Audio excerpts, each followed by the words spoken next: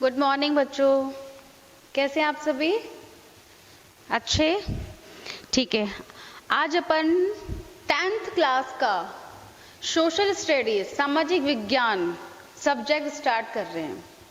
तो इस सब्जेक्ट को स्टार्ट करने से पहले मैं आपको ये बता देना चाहती हूँ कि सामाजिक विज्ञान अपने पास आपकी जो एक बुक है उस सामाजिक विज्ञान में कम से कम आपके 4 पोर्शंस रहेंगे, क्योंकि स्टार्ट करने से पहले आपको इस सब्जेक्ट के बारे में पता होना चाहिए कि आपके सब्जेक्ट में क्या क्या चीज़ आने वाली है। तो मैं आपको पहले ही बता देती हूँ कि आपके इस सामाजिक विज्ञान में 4 पार्ट्स होंगे, यानी कि इसी के अंदर आपको 4 पार्ट्स का आपको स्टडी करनी होगी। जो फर्स्ट पार्ट है वो है आपका हिस्ट्री, यानी कि इतिहास, ठीक है, जिसमें आपके कम से कम 4 या 5 आपके चैप्टर्स होंगे, वो आपको देखने हैं। सेकंड जो पार्ट है आपका वो है आपका राजनीति विज्ञान, पॉलिटिकल साइंस, राजनीतिक विज्ञान, ठीक है। थर्ड जो आपका पार्ट आएगा वो है आपका भूगोल, मीन्स ज्योग्राफी। फोर्थ जो आपका पार्ट आएगा वो है आपका अर्थव्यवस्था, इकोनॉमिक्स। ये 4 पार्ट आपकी सोशल स्टडी यानी कि सामाजिक विज्ञान जो हमारा सब्जेक्ट है 10th क्लास का आपका, वो इसमें ये 4 पार्ट्स आएंगे। अब इन 4 पार्ट्स के अकॉर्डिंग ही अपने को पूरा का पूरा सिलेबस कवर करना है। तो ये सब्जेक्ट स्टार्ट करने से पहले मैं आपको एक और चीज बता देना चाहती हूँ कि ये जो अपना जो चारों पार्ट्स की अपन ने यहाँ पर बात करी है, आपके इसमें किस पार्ट में कितने नंबर्स के क्वेश्चंस आपके आएंगे वो भी आपको जानना बहुत जरूरी है, क्योंकि आप पढ़ाई कर रहे हो लेकिन आपको हर एक पार्ट में से कितने नंबर आएंगे ये आपके लिए जानना बहुत जरूरी है। तो ये वाली चीज मैंने क्लियर कर ही दी है कि सामाजिक विज्ञान में आपके 4 पार्ट्स होंगे। फर्स्ट पार्ट होगा आपका इतिहास, दूसरा पार्ट होगा राजनीति विज्ञान, तीसरा पार्ट होगा आपका भूगोल और फोर्थ पार्ट होगा आपका इकोनॉमिक्स, अर्थशास्त्र। ये चीज क्लियर है बेटा? आप लोगों को सबको क्लियर है? अब मैं आपको इसके बाद में आपका पूरा का पूरा कौन सा पार्ट कितने नंबर का आपके एग्जाम में आएगा वो सारा मैं आपको एक यहाँ पे सारणी बता देती हूँ मैं, ठीक है। उसके अकॉर्डिंग आप अपने कॉपी में भी एक तरह से आप इसको उतार ले तो ज्यादा बेस्ट है, क्योंकि आपके लिए सही रहेगा। ये 6 इसमें हो जाएगा, इसमें 2, 3, 4। इसको आप अपनी नोटबुक में नोट डाउन भी कर सकते हैं, इजी हो जाएगा आपके लिए, क्योंकि आपको आपका पता रहना चाहिए कि किस पार्ट से कितने आपके नंबर्स आपको लेने हैं। फर्स्ट पार्ट में आएगा अपना इतिहास, ठीक है, यानी कि आपका फर्स्ट पार्ट में आपका इतिहास आएगा जो कम से कम 20 नंबर का होगा, 20 अंक, ठीक है। यानी फर्स्ट पार्ट अपन ने बात कर ली थी इतिहास की, तो इतिहास से आपको कितने नंबर लेने हैं? 20 नंबर, यानी कि 20 नंबर के अपने जब आपका एग्जाम होगा तो उसमें आपके 20 नंबर के क्वेश्चंस आएंगे। दूसरा पार्ट होगा आपका नागरिक शास्त्र, जिसके हमने पॉलिटिकल बात करी थी, नागरिक शास्त्र। नागरिक शास्त्र क्योंकि जब आप 10th लेवल के होते हो तब उसको जो हमारा पॉलिटिकल है उसको हम नागरिक शास्त्र कहते हैं, लेकिन जब आपको 10th के बाद जब आप 11th में अपने सब्जेक्ट चेंज करेंगे तो उस सब्जेक्ट का नाम हो जाता है राजनीति विज्ञान, लेकिन 10th तक अपना राजनीति विज्ञान को अपन नागरिक शास्त्र ही बोलते हैं। मेनली वैसे एसएसटी में होता भी यही है कि हम एसएसटी को ये समझते हैं कि हमारा राजनीति विज्ञान हमारे पास सब्जेक्ट है, लेकिन टोटल राजनीति विज्ञान या सामाजिक विज्ञान में ये सारी चीजें आती हैं। तो इसके भी कितने अंक होंगे आपके पास में? 20 अंक, यानी कि 20 नंबर के आपके पास इन सभी चीजों के क्वेश्चन आएंगे। थर्ड जो पार्ट है अपना है भूगोल, यानी कि ज्योग्राफी, भूगोल। इसके आपके पास में मार्क्स रहेंगे 18 अंकों के, यानी कि भूगोल वाले सेक्शन में से आपके पास में क्वेश्चंस 18 अंक के आएंगे। यानी फर्स्ट पार्ट में 20 आ गए, सेकंड पार्ट में 20 आ गए, थर्ड पार्ट में आपने होगा 18 अंक। नेक्स्ट जो अपना है वो अर्थशास्त्र, वो भी अपना कितना होगा, 18 अंकों का ही होगा। अर्थशास्त्र या अर्थव्यवस्था वो भी अपना कितना होगा, 18 अंकों का या 18 नंबर का ही होगा। इसके बाद अपना जो फिफ्थ सेक्शन है वो सड़क सुरक्षा। एक तरह से नॉर्मली एक दो क्वेश्चंस आते हैं अपने सड़क सुरक्षा। जनरली अपने को ये सारी चीजें पता ही होती हैं, इसके जो अपने नियम वगैरह होते हैं ये अपने को पता होता है, तो इसमें ज्यादा आपको पढ़ने की आवश्यकता नहीं है। नेक्स्ट जो अपना है वो स्वच्छता, जो कि अपना चलता है, स्वच्छता अभियान, स्वच्छता।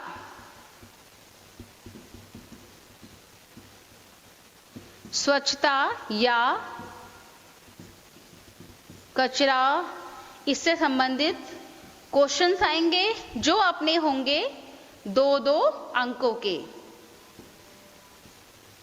ठीक है बच्चों, ये एक बार मैं फिर से आपको रिपीट कर दे रही हूं कि आपका जो सिलेबस आएगा, आपका जो सिलेबस है वो हमारा इसी के अकॉर्डिंग चलेगा। यानी कि हमारा पूरा का पूरा शेड्यूल इसके अकॉर्डिंग अपने को देना है और इसी के अकॉर्डिंग अपनी प्रिपरेशन करनी है अपने को। तो आपका जब एग्जाम होगा तो उसमें फर्स्ट पार्ट में से कितने क्वेश्चंस आएंगे जो कितने नंबर के होंगे, 20 अंकों के। दूसरी सेक्शन में होगा अपना नागरिक शास्त्र, जो कितने अंकों का होगा, 20 अंकों का। थर्ड सेक्शन में होगा अपना भूगोल ज्योग्राफी, जो कितने अंकों का होगा, 18 अंकों का। फिर अपना जो सेक्शन फोर्थ होगा वो इकोनॉमिक्स अर्थशास्त्र, वो भी होगा अपना 18 अंकों का। और फिर सड़क सुरक्षा और ये कचरा या स्वच्छता, जो अपन जनरली क्वेश्चन अपन आसानी से बिना पढ़े भी अपन कर सकते हैं, क्योंकि इन सारी चीजों के बारे में हमें वैसे ही बहुत सारी नॉलेज होती है, तो कोई दिक्कत वाली बात नहीं है। तो ये 2 क्वेश्चन भी आप जैसे 4 नंबर आपने अपने आप ही ये 4 नंबर आपके कहीं भी नहीं जाने चाहिए, क्योंकि आपको इन सब चीजों के बारे में, सड़कों की, सड़क जो व्यवस्था है, सुरक्षा है, उसके नियमों के बारे में हमें पता ही होता है, क्योंकि आप लोग 10th स्टैंडर्ड स्टूडेंट्स हैं, आप लोग व्हीकल भी है ना चलाते होंगे, लेकिन घर के आसपास वाली गली में तो सारे नियम सड़क सुरक्षा के वो आपको पता होंगे। Red light, green light, yellow light, इन सब के नियम वगैरह, कहाँ पे आपको रुकना है, कहाँ पे आपको चलना है, ये सारी चीजें हमें को पता है। इसी तरह से हमारा स्वच्छता और कचरा अभियान, ये तो अभी बहुत मेनली चल रहा है कि हमारा स्वच्छ भारत अभियान, क्योंकि स्वच्छ भारत अभियान हमारा किससे जुड़ा हुआ है, एक तरह से इसी से जुड़ा हुआ है। तो इसमें भी अपने को ज्यादा दिक्कत नहीं आनी चाहिए, क्योंकि अपने सिर्फ 2 नंबर का है और 2 नंबर हमें कहीं नहीं छोड़ने हैं, हमें वो 2 नंबर लेने ही हैं। तो ये अपना एक तरह से पूरा सिलेबस मैंने आपको समझा दिया है कि इस के अकॉर्डिंग हमारे जो अंक हैं वो निर्धारित हुए हैं, और एक एक पार्ट में से हमको कितनी कितनी तैयारी करनी है वो अपने को आप सब मैंने बता दिया है। तो इसे आप अपनी कॉपी में नोट डाउन कर लीजिए। कर लिया होगा? ठीक है, मैं इसको इरेज कर देती हूँ। अगर आप सभी ने इसे नोट डाउन कर लिया हो तो कर लिया होगा। अब हम अपना स्टडी को स्टार्ट करने वाले हैं। अब आप ध्यान से इसको समझिएगा, ध्यान से इसको पढ़िएगा, क्योंकि एसएसटी सब्जेक्ट बहुत अच्छा सब्जेक्ट है। कंपटीशन के लेवल के अकॉर्डिंग अगर आप अपने आप को प्रिपेयर करना चाह रहे हैं तो वैसे तो 6th क्लास से स्टैंडर्ड का जो 6th क्लास के स्टूडेंट होते हैं वहीं से अपने आप को माइंड प्रिपेयर हो जाना चाहिए कि हमको क्या करना है। लेकिन 10th लेवल तक हम आ गए हैं तो हमको दिमाग में ये रखना है कि आगे 11th में जाके हमको किस सब्जेक्ट पर जोर देना है। तो एसएसटी भी एक मेन सब्जेक्ट ही होता है, तो उसके बारे में स्टार्ट करने से पहले आप अपने आप को अच्छे से प्रिपेयर कर लीजिए, मन बना लीजिए, क्योंकि ये सब्जेक्ट बहुत ही इंटरेस्टिंग है। हमने बात करी थी 4 पार्ट्स की। 4 पार्ट्स की हमने बात करी थी। फर्स्ट जो पार्ट था हमारा वो था हमारा क्या, किसी को याद है? इतिहास। दूसरा पार्ट था हमारा राजनीति विज्ञान, नागरिक शास्त्र। तीसरा पार्ट था हमारा ज्योग्राफी, भूगोल। फोर्थ पार्ट था हमारा अर्थशास्त्र। तो हम फर्स्ट पार्ट को अभी स्टार्ट नहीं करेंगे, हम अभी अपने सेकंड पार्ट को स्टार्ट करने जा रहे हैं, यानी कि हम सेकंड पार्ट का नागरिक शास्त्र, नागरिक शास्त्र स्टार्ट कर रहे हैं। इसका फर्स्ट टॉपिक है हमारा लोकतंत्र। इसका फर्स्ट टॉपिक हम ले रहे हैं लोकतंत्र। अब आप लोगों को पता होना चाहिए कि लोकतंत्र किसे कहते हैं। बहुत छोटा सा क्वेश्चन है कि लोकतंत्र किसे कहते हैं। अगर मैं साधारण शब्दों के अनुसार आपको समझाना चाहूं तो लोकतंत्र का क्या अर्थ होता है। देखिए, इसको इस तरीके से समझिए, हम इसके टुकड़े कर देते हैं, लोक प्लस तंत्र। हमने लोकतंत्र के दो टुकड़े किए, लोक प्लस तंत्र। अब यहाँ पे लोक का मतलब क्या है। लोक का मीन है, बताइए, आप लोगों को पता होना चाहिए। लोक मीन्स जनता, लोक मीन्स जनता, तंत्र मीन्स शासन, तंत्र मीन्स शासन। अब मेरे ख्याल से आपके पास लोकतंत्र का अर्थ आ गया होगा कि अगर हम साधारण शब्दों में इसको समझाना चाहें, साधारण शब्दों में अगर हम लोकतंत्र का अर्थ है, लोकतंत्र का अर्थ है क्या, जनता का शासन, जनता का शासन। क्लियर हो गया कि हमने सिर्फ अभी कोई बात नहीं करी है, हमने सिर्फ एक छोटे से अर्थ की बात करी है कि लोकतंत्र किसे कहते हैं।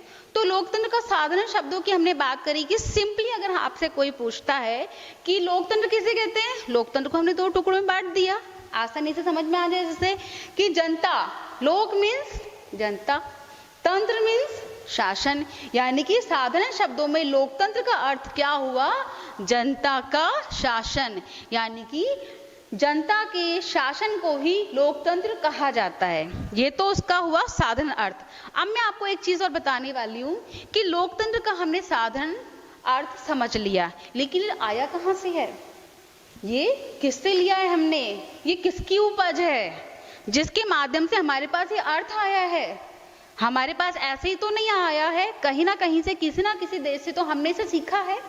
तो इसके बारे में मैं आपको बताती हूँ कि लोकतंत्र एक तरह से ग्रीस भाषा के दो शब्दों से मिलकर बना है, मिलकर बना है। यानी कि हम कह सकते हैं कि लोकतंत्र हमें ग्रीस भाषा से लिया है। हमने लोकतंत्र हमने कहां से लिया है, ग्रीस भाषा से, जिसमें वो कितने शब्द हैं, दो शब्द हैं, जो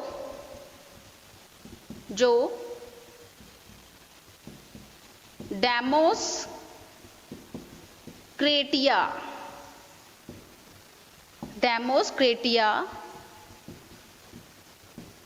शब्दों से मिलकर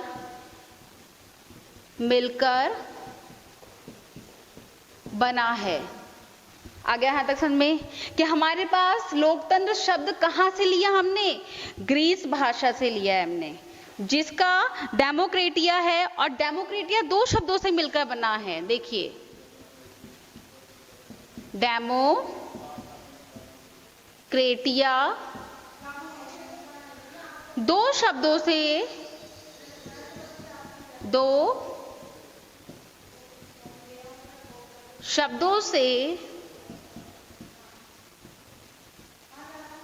मिलकर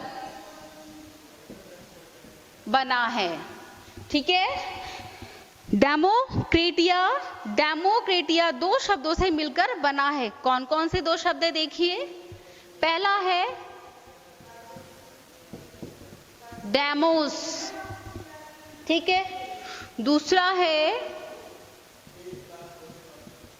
क्रेटिया। समझिए इसको, डेमोक्रेटिया दो शब्दों से मिलकर बना है, डेमोस और क्रेटिया। अब डेमोस और क्रेटिया क्या मतलब है। डेमोस का अर्थ है भीड़, क्या अर्थ हुआ डेमोस का, भीड़। क्रेटिया का शक्ति। समझ में आया कि डेमोस का अर्थ है भीड़, क्रेटिया का अर्थ है शक्ति। इट मीन्स डेमोक्रेसिया का अर्थ है डेमोक्रेटिया का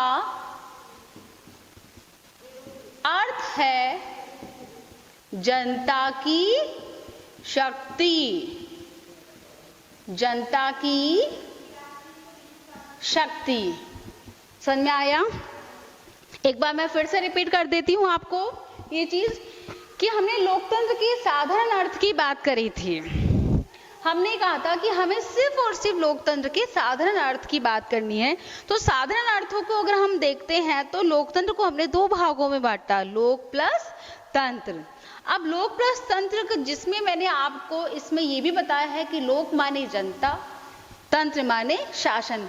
और अगर हमने साधारण शब्दों की हमने बात करी है तो साधारण शब्दों में लोकतंत्र का अर्थ सीधा साधा क्या आता है कि जनता का शासन। यहाँ पर अपनी बात क्लियर हो चुकी है। लेकिन अब हमारे सामने एक चीज सामने आती है कि क्या लोकतंत्र हमने स्वयं ने इस शब्द की उत्पत्ति करी है या ये शब्द हमने कहाँ से ग्रहण किया है? तो लोकतंत्र को हमने ग्रीस भाषा के डेमोक्रेटिया से लिया है, जो कि दो शब्दों से मिलकर बना है। पहला है डेमोस, दूसरा है क्रेटिया। डेमोस का मीन है यहाँ पर भीड़ और क्रेटिया का मीन है यहाँ पर शक्ति। यानी कि अगर हम इसके अकॉर्डिंग चल रहे हैं तो इसका अर्थ भी जनता की शक्ति, कि लोकतंत्र एक ऐसी शासन व्यवस्था है जो कि जनता के अनुसार या जनता की इच्छा के अनुसार चलता है। समझ में आ गया? अब मैं आपको एक चीज इसमें बताने जा रही हूं कि इसके बारे में बहुत सारे विचारकों ने बहुत सी परिभाषाएं दी हैं। हमने सिर्फ अभी यहाँ पर इसके अर्थ की बात की है, यानी कि हमने सिर्फ अभी तक यहाँ पर जो हमारा फर्स्ट पॉइंट हमने क्लियर किया है वो सिर्फ और सिर्फ हमने लोकतंत्र के अर्थ की हमने बात की। तो लोकतंत्र के अर्थ में अपन क्लियर कर चुके हैं, लेकिन इसके बारे में लोकतंत्र के बारे में बहुत से विचारकों ने अपनी अपनी अलग अलग परिभाषाएं भी दी है। जैसे कि हम बहुत ही एक फेमस परिभाषा की बात करें तो आपको एक नाम फटाफट से क्लिक होना चाहिए। किसका? किसका? Abraham Lincoln. ये दिमाग में फटाफट से क्लियर हो जाना चाहिए, फटाफट से क्लिक हो जाना चाहिए कि लोकतंत्र के बारे में जब हम बात कर रहे हैं तो सबसे फेमस परिभाषा हमारे पास अब्राहम लिंकन की है। जिन्होंने क्या कहा है ये आपको पता होना चाहिए कि इन्होंने, अब्राहम लिंकन ने लोकतंत्र के बारे में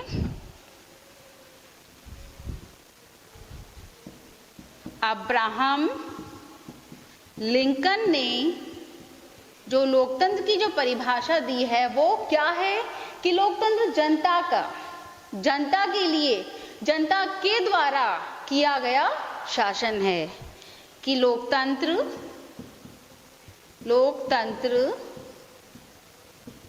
जनता का, जनता के लिए, जनता के लिए और जनता के द्वारा, जनता के द्वारा किया गया शासन ही लोकतंत्र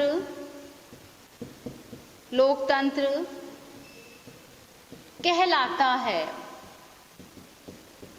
लोकतंत्र कहलाता है।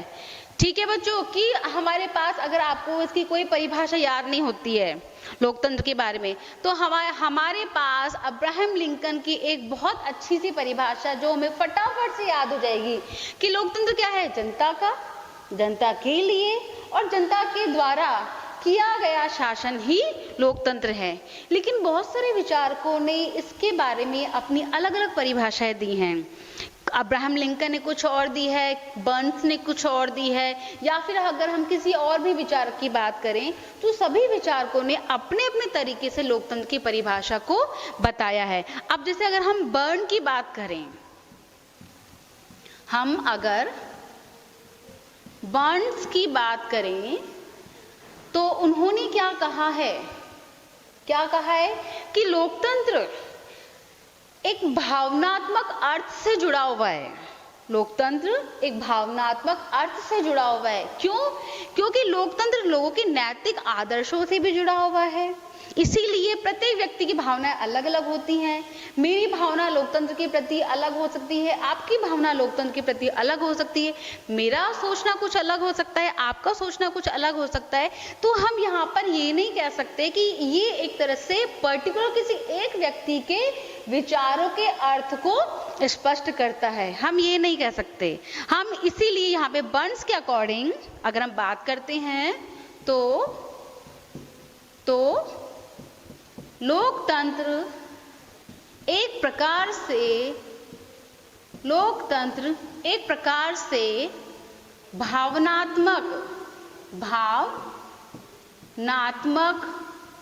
अर्थ को स्पष्ट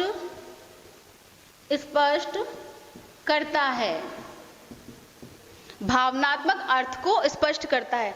अब मैंने आपको क्लियर कर ही दिया है कि भावनात्मक अर्थ को स्पष्ट करता है, इट मीन्स सबके नैतिक विचार, सबके आदर्श सभी व्यक्तियों के अलग अलग होते हैं। इसीलिए तो बर्न्स ने कहा है कि भावनात्मक अर्थ को स्पष्ट करता है, यानी कि पर्टिकुलर लोकतंत्र किसी एक के विचारों पर आधारित नहीं है। क्योंकि किसका शासन है लोकतंत्र? जनता का शासन है, जनता के लिए शासन है, जनता के द्वारा किया गया शासन है। इसीलिए किससे जुड़ा हुआ है? भावनात्मक। तो हमारे पास ये जो दो डेफिनेशंस हैं, ये दो डेफिनेशन हमारे लिए बहुत मेन है कि अब्राहम लिंकन की डेफिनेशन को हमको लर्न करना है और हमको बर्न्स की डेफिनेशन को लर्न करना है। ठीक है बच्चों, आज हमारा जो चैप्टर है इसमें मैं आपके ऊपर ज्यादा बर्डन नहीं डालूंगी, क्योंकि मैंने आपको आज आपके सिलेबस के बारे में बताया है। सिलेबस में आपके कितने मार्क्स आएंगे वो उसके बारे में मैंने आपको बताया है।